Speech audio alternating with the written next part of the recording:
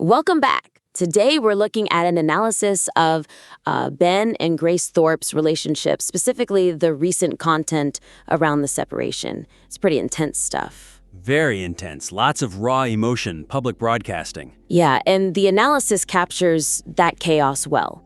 But we think it can go deeper, really sharpen the psychological and, honestly, the moral critique. We've got three main areas. Okay, let's get into it. First up, Ben's big push for separation.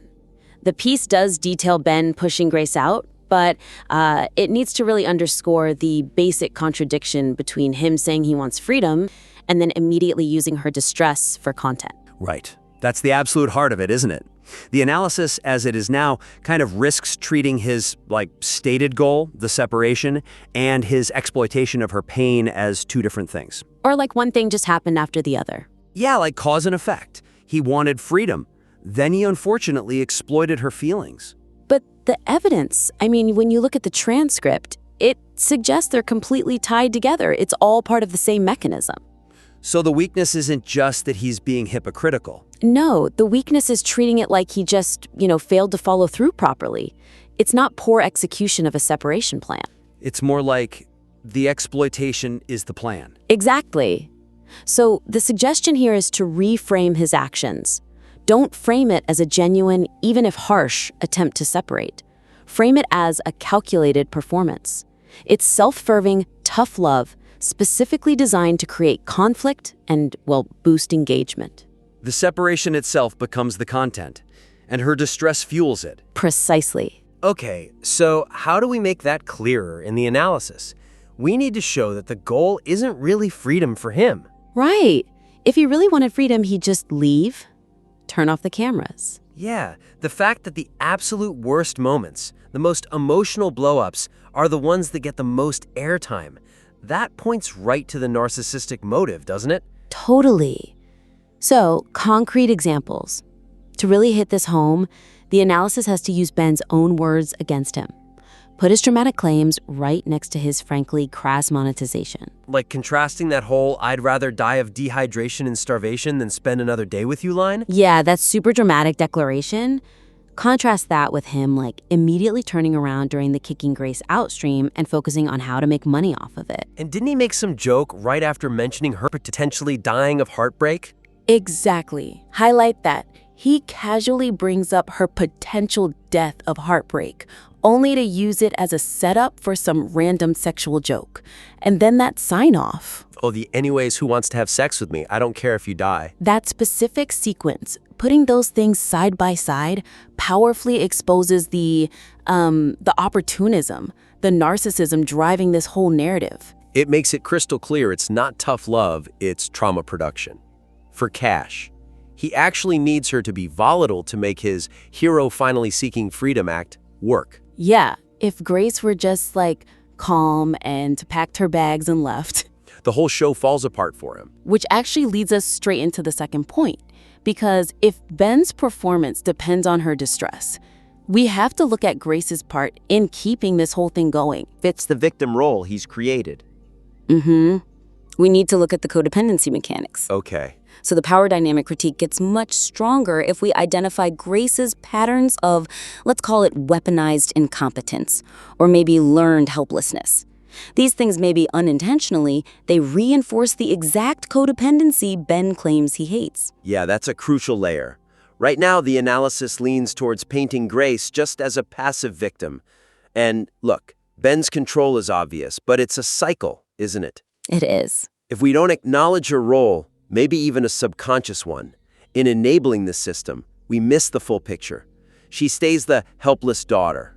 Which is the exact role required to keep Ben playing either the bad guy or the reluctant caretaker. Right, so the weakness here is that it misses the co-creation of the drama? Yeah, exactly. Grace's helplessness, whether it's fully conscious or not, gives Ben constant material. It gives him the justification, in his narrative at least, for his control. If she suddenly got her act together, packed efficiently, got her ID, left, Ben loses his entire storyline. His stage vanishes. So the suggestion is to analyze how her recurring inability to do basic adult tasks essentially forces Ben back into the role he says he wants to escape. caretaker, driver, bodyguard, whatever it is. It creates this toxic loop that they both seem to need for their content. Her chaos basically becomes his capital. And we can use her own words here to build this point. She actually says it, right? That Ben trained me to be like totally dependent and totally exhausted. That's the learned helplessness part right there. Start with that quote. Okay, so starting there, then show the audience the specific examples of how her chaos keeps him involved. We see it clearly in the streams. Like her just being completely unable to pack efficiently when he's saying just take 5 minutes and pack and then get the fuck out of here? Yes, or her struggles with getting essential documents like a real ID or car insurance, things Ben then has to step in and manage or oversee. Basic adulting stuff that she seems incapable of, which feeds right back into the narrative that she needs him. And Ben absolutely uses this history against her to keep control. The analysis needs to mention how he constantly brings up that gas pump incident. Oh, the I did back into a gas pump, cost insurance like 30 grand thing? Yes, he uses that constantly. He frames it as, see, she can't be trusted. Exactly. Her incompetence, whether it's genuine helplessness or partly, weaponized, it gives him the leverage. He gets to dominate the decisions, which keeps him at the center of everything. It's a closed loop. He fosters dependency, she acts helpless or incompetent, and that justifies his control and his whole performance of being burdened. It's a disturbingly perfect system for content creation. Okay, so we've covered the performance aspect, the codependency loop. Now we need to tackle the really heavy part. The ethics of it all. Broadcasting this kind of breakdown. Yeah, we can't just treat it like any other reality show drama. It feels different, more raw, more problematic. Agreed. This is where the analysis needs to really land with some moral weight. All right, third point. To really maximize the impact, psychologically and morally, the analysis needs a dedicated section that explicitly calls out the huge ethical blind spot here. A parent orchestrating and broadcasting their adult daughter's psychological pain for money. Yeah, the current draft talks about the public spectacle, which is true, but it feels maybe a bit too neutral, given what's happening. It needs more bite. We have to focus on Ben's accountability. He's the parent. He controls the platform, the narrative. So the weakness is that it's not making a strong enough moral judgment. It observes the exploitation, but it needs to condemn the calculation behind it. Okay, so the suggestion? Sharpen that moral evaluation.